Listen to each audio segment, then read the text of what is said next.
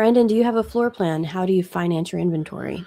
So no, I don't have a floor plan. I don't like debts. My wife and I have not had consumer debt in 13 years, somewhere around there. I do not want to borrow money for anything, and that even goes into my business.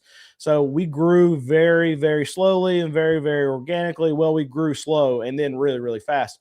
But I started out with like $9,000 and a Ford Taurus. That's how I started my business. Never took on any debt going through. I know I'm the rare case, and I'm able to do and maneuver the way that I do now and sell the kind of cars that I do now because I don't take on a floor plan. I don't take on interest to actually fund my cars.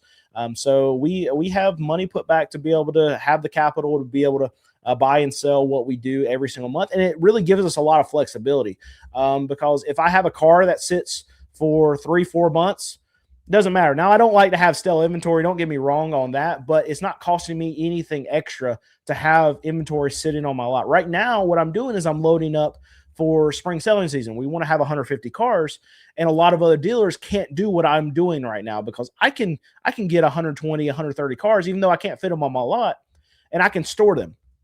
And it's not costing me any extra money to be able to do that. Where other dealers, they have to, as soon as they buy a car, they're on a timer. It's like swiping a credit card every time they buy a car. And if 30 days goes by and they don't sell that car, they have to pay interest on that car. But I can go and I can buy 20 cars, go put them out at a storage lot, and they're not even offered for sale. And it doesn't matter. And I can save those cars for when tax time actually rolls around, and they're not costing me any extra money sitting on that lot. And this in a lot of ways allows me to be able to prepare, whereas most other car dealers have to be reactionary, and they can only buy cars when they're selling cars because they have a capped amount of credit that they can actually spend, and they have a capped amount of space that they can have these cars in. And we don't have either one of those constraints, and we can make so much money at tax time. Just to give you a reference point, in like a 2 to 3 week span, when these tax checks hit, I'll make 25% of the money that I'll make all year round just in that short window because we're able to prepare for it. We hit it hard, and then we don't have to go to auction and pay these crazy prices right after tax time hits because we had the cars, we were prepared for it. We get all the money that we can when it hits, and then when all the money goes away, we're not stressing because we just hit it so hard, and then we can go back in and buy when these other car dealers get really stressed and don't have the money to be able to maneuver like we do. Since you specialize in 5,000 and under, do you fix mechanical issues? Do you guys do any recon on interior or body? We don't usually mess with cosmetics of the car. Now, if like a headliner's coming down, then we'll fix that. We'll pin it up. If like a side view mirror or something's hanging off, something that's going to impact safety, like we'll fix that stuff.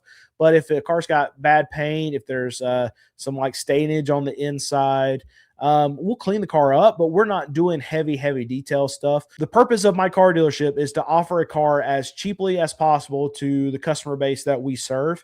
And in a lot of cases, the cosmetics of the car is not going to affect how the car drives, the safety of the car, the reliability of the car. So that's usually not something we touch. Now, if we would go in there and paint a car and make it look really good, that car that I could sell for $3,000, I would have to put $800, $1,200 in that car to get it painted. Then that car then has to become, if it's a $3,000 car, it now has to become a $4,000, a $4,500 car. And quite often, the customers that I'm dealing with, they would much rather have the car that has the ugly paint for $3,000 than they would the good looking car for $4,500, because they're not buying the car because it looks good. They're buying the car because they need to get to work. They need to get their kids to school. They need to go to the doctor. They need to go get groceries. That's the kind of customers that I'm actually dealing with. I'm not selling people a forever car. This is not something that's supposed to look great. This is supposed to be a car that they can pay cash for. They don't have to go into debt for. They can afford it right now. and they can drive it for a year. They can drive it for 2 years until they get to their next financial situation in life, to be able to buy that nicer car that looks really good, that they're proud of. At this point, though, the cars that I'm selling, I'm offering cars that can get people by, that can help people out where they don't have to take car payments. That's what I feel like my business is all about.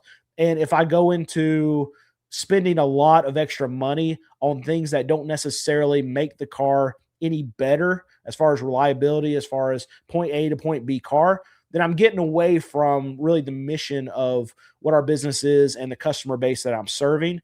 Because people who are just fine spending money and buying something that looks good because it looks good, that's not the customer I'm trying to help. They have the money to be able to go get a car payment and figure out how to keep up with the Jones and look good, right? That's not the customer base I'm trying to help out. The customer base I'm trying to help out is someone who doesn't care what they look like in that situation. They're just trying to get themselves to a better situation, so they can figure out how to make their future better. That's the customer that I want to help out, and that customer doesn't care about the $1,200 extra paint job that I would get on that car that would make the car more expensive to them. Would you buy a 2006 Honda Accord with 450,000 miles? Oh, probably not. I mean, if it was like $300 and you're just looking for a car just to run around town and stuff, then yeah, but that's tough. So like even with the cars that I buy and sell, we sell cars that are $5,000 and under. Our cutoff is right at about 250,000 miles, and we don't even really like to get up to that high. I mean, cars have to be dirt cheap for us to buy something that's got 250,000 miles on it. Usually we're right around 180,000 to like 210,000 is where a majority of our cars that we buy and sell fall into. It shows you how reliable a car like a Honda Accord can be for them to last 450,000 miles. And then that car is now in a good enough shape where you're still considering buying it. Like if it's like $300, $400, $500 and you feel like it still runs pretty good and you can have it. I would I would be a little bit worried about having it be your daily driver, but you can just kind of put around town in it. Then yeah, fine, yeah, buy it. It's not costing you anything at that point. And if it lasts you 10 days after that point, you're probably making money on it. And then you're not really gambling much if you're buying it for that cheap anyway, because you can scrap it for $250 somewhere around there. So you're really not gambling all that much. But it might even be worth having it just to say you have a car that's got 450,000 miles. I don't know, but no, for me, I would probably not ever have a car that's got 450,000 miles on it. And we have higher mileage cars on our dealership, but 400 is that's pushing it even for me. So I have a 2017 Kia Sorento, needs about 3,500 worth of work due to an oil leak. Should I do it or should I buy a different vehicle? Not sure if it's worth it, but what do you think? I don't know what job you would need to do $3,500 worth of work for an oil leak. The most expensive thing is going to cost you. What's going to cost you the most for an oil leak is going to be the rear main seal, and it shouldn't cost you $3,500. I would get a second opinion from another mechanic. Hopefully, you're not taking it to the Kia dealer. You don't want to take any repair work ever. I don't care how new your car is. Don't take it to a brand new dealership to get your work done. It's going to be double what it's going to cost you at any other mechanic. Find a smaller shop, preferably family owned. Get a second opinion and even take it to another shop and get a third opinion. But I would assume if it's just some kind of oil leak issue that you have to deal with, it's not going to cost that much. So you're getting taken advantage of from wherever you're taking that car to.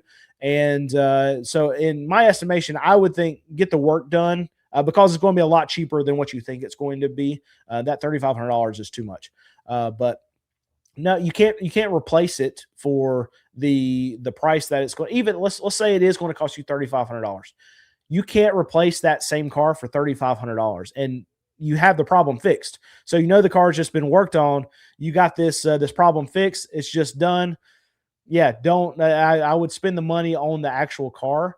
and then you have a good running car that you know is running well. You've been driving it already, instead of spending more money on something that you don't know is a perfect car. So even if it costs you $3,500 to fix this Kia, you can't replace it for that. So I would get the fix done, unless you have other problems that are arising in this car, that you're going to have to fix in the near term. But in my estimation, it's not going to cost you $3,500 to fix, and you couldn't replace it for even if it was at $3,500. So I'm keeping the car, I'm getting it fixed, and then I'm driving it for a long time.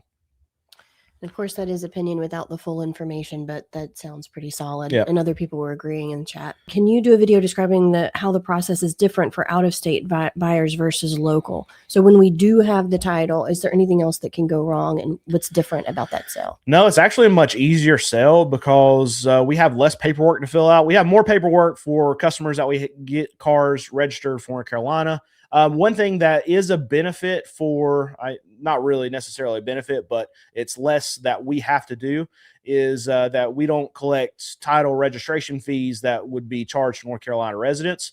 So on like a $2,500 car, if someone comes from out of state, we have the title in hand, then we literally can just sell you the car for $2,500. You give us $2,500, we hand you the title and a bill of sale and like a dealer reassignment, and you're on your way. We'll give you a temp tag, everything like that. We're able to do that. But with North Carolina, there's a little bit more, there's extra work that we have to do because we have to collect your registration fee. We have to collect your taxes, collect their title fees and stuff like that. And then we have to go to our DMV here in the state and get that car registered for you. So if we have the title in hand, I would much rather sell to an out-of-state customer because it's way easier on us.